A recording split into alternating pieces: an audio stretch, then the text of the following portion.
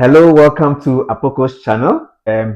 We have some wonderful guests with us today to discuss issues concerning intercultural um, differences, and our focus today is going to be mainly on communication. As we know, coming from different backgrounds, like the world is now a global village, as it's called now, and so we have people from all kinds of different backgrounds coming together to live at the same place, and communication is one challenge that almost all of us go through or face. And so I have some wonderful guests with me today, and they are going to help you to uncover how to live and communicate among different people from different backgrounds. We have Masa from Iran. Masa, welcome to Apoko's channel. Thank you for inviting me. And then next to Masa, we have Frederick. Frederick is from Kenya. Frederick, you're welcome to Apoko's channel. Thank you. And also, we have this wonderful, beautiful lady. She is from Nigeria. Mo, I normally call her Mo. Yeah, Mo, you are welcome to Apoko's channel. Thank you very much for having me. Okay, so the world is now a global village because of technology and how easy it is to travel, to move from one place to another. And so you realize that a lot of people are converging at one place from different backgrounds, and communication has become a major issue. And so, first of all, I want to take from you, Masa. Can you tell us a little about your culture, Iran? Well, Iran is really a diverse country. We have a really rich culture and we have different cultures because it's, first of all, it's really a big country and different tribes, different people from different backgrounds live there. We have different dialects, we have different languages, and each of them have their own culture, but there are also some cultures that are like in common between them.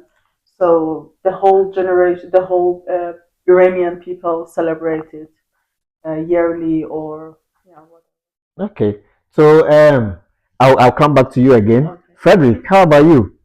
Coming from Kenya, how is your culture like?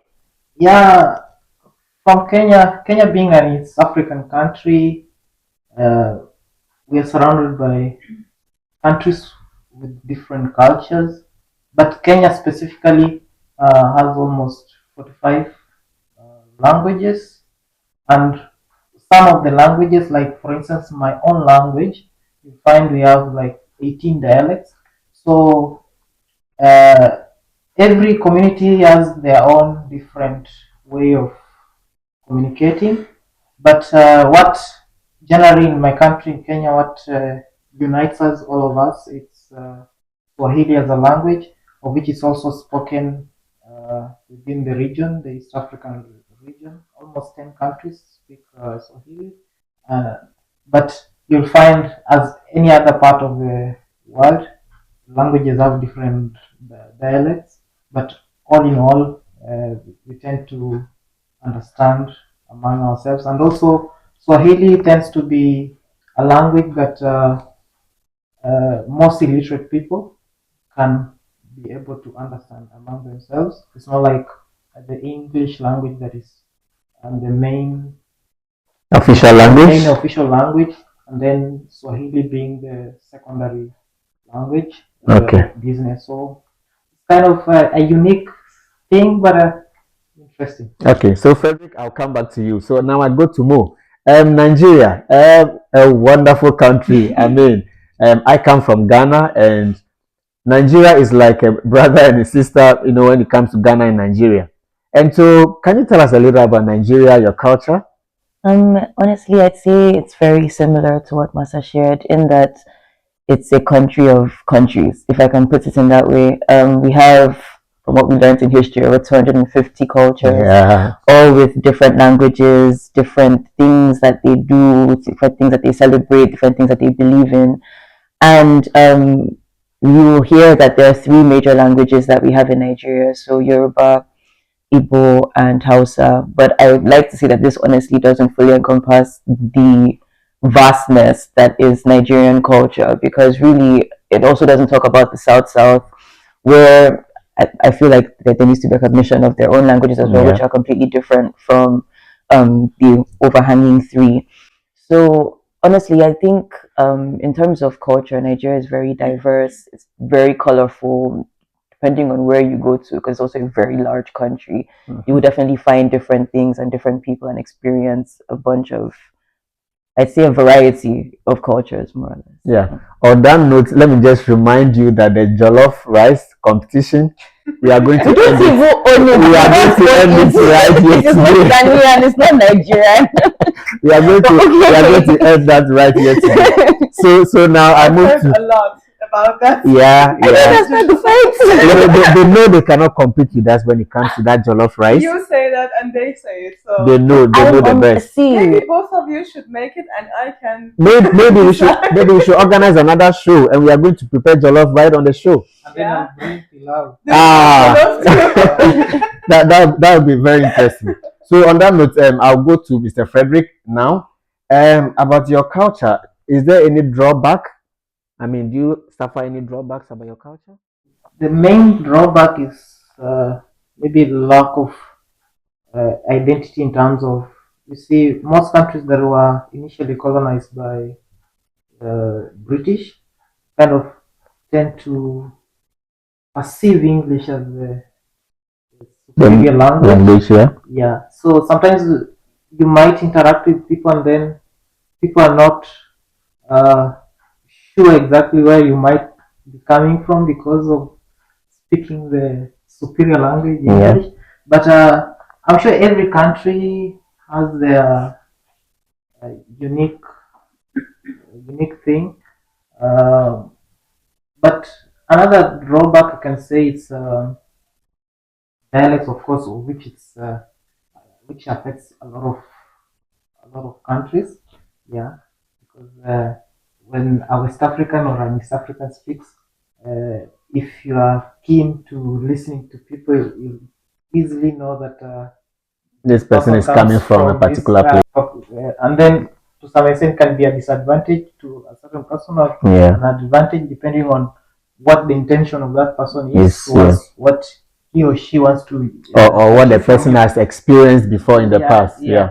maybe someone has gone through a painful past with Yeah. a person from a certain region, Yeah. and then when the person here, You are coming from there. you're from this region. Yeah. You understand? So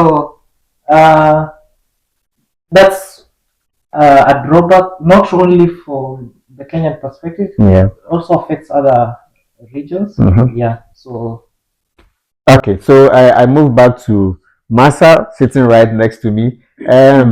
Iran. We've heard a lot of things about Iran, but you are here to represent Iran, and so let's hear from the horse's own mouth, as they say. So, what are some of the drawbacks when it comes to your culture? Well, I personally think that each culture, you cannot say that they have drawbacks or benefits or something. I just think, I just see those things as like a step over. They somehow, maybe it brings like some conflicts among cultures. Like, for example, especially in intercultural things, Yeah. like the differentiations between cultures. Like, for example, now I live in Germany, Mm-hmm. and there are some differences between these two cultures. In Iran, the whole culture is like about high context, and people like, uh, in order to, they don't want to hurt your feelings, Mm-hmm. so they don't say the negative parts Yeah. directly. Mm. They try to Polish it. exactly. But here in Germany, it's opposite, like Yeah. 100. It's like Straightforward. exactly two different positions. It's Yeah. like minus, it's positive, and they're like straight, and they think about, okay, this thing, whether it's positive or negative, Mm-hmm. it's gonna help you to get better. Or, Yeah. they see it in that way. So at first it was a bit like a culture shock for me. Yeah. Yeah. Or Do you mean that Iranians are unable to look into your eyes to tell you the truth? sometimes they try not to Just because they don't want to hurt your feelings. They say the truth, but not directly. You know, they try to say it indirectly. Okay. And but I personally sometimes have problem with that, and it was like in the past most people were like that. Yeah. Nowadays, the new generations, the younger people, they're like, no, it's not helping us. You know, maybe we have to change it. Not too directly, like harsh, but we can say it like in a good way. You know, because it brings like what do you say? Like misunderstanding. You know, because you're like, okay, you didn't tell me that. Yeah. No, you had to know it. Yeah. Sometimes bring that. Great, that's interesting. So now we go back to Mo from Nigeria. What are some of the drawbacks? I mean, you'll be hearing a lot of things about Nigeria because of your population, obviously. Nigeria is a very big country. And so there are a lot of things we have heard. But hey, you're here today. Tell us something. It's a tough question because when I consider drawbacks, when I'm thinking of these challenges or obstacles, and I think a lot of the obstacles that we face in Nigeria they're external, like they were imposed on us. So, like Mandela said, of course, there's colonialism, which I think played a major role in just generally hindering cultural development, and if, like I can put it, actually making it difficult for cultures to be preserved. So we're losing a lot of our culture on the one end. And then, of course, there's the political climate, which I think is not allowing anybody to be great in Nigeria generally. So I'd say for me, these are like two major things that I'd say are threats to the preservation of our culture and the growth of ourselves as a community and as a nation. Because on the one hand, while colonialism has made it difficult for cultures themselves in Nigeria to get along for many reasons, I mean, we all know that like Nigeria in its own sense did not exist before colonialism. It was just like different cultures that were just saying, yeah, together now and get along however you want to. And this has always been a problem over time. We've always had the clashes between the different sectors of Nigeria, because that way. So the political scape doesn't help this currently. It's, if anything, it helps to add extra fire to the, or fuel to the fire. And I feel like as long as we are in this state where there isn't really a clear effort to bring everyone together, there's always going to be that challenge. And as long as we have communication problems within our own land, it's also going to be a problem to communicate to other people. Okay, so thank you for watching, and make sure you share, like, and subscribe to our channel, and watch out for our next episode. So let me not cut you on that same point. What do you think about stereotype? I mean, relating to your culture. Oh my gosh. See, there are many. We're all the we eat spicy food. Okay, that's not a lie, actually.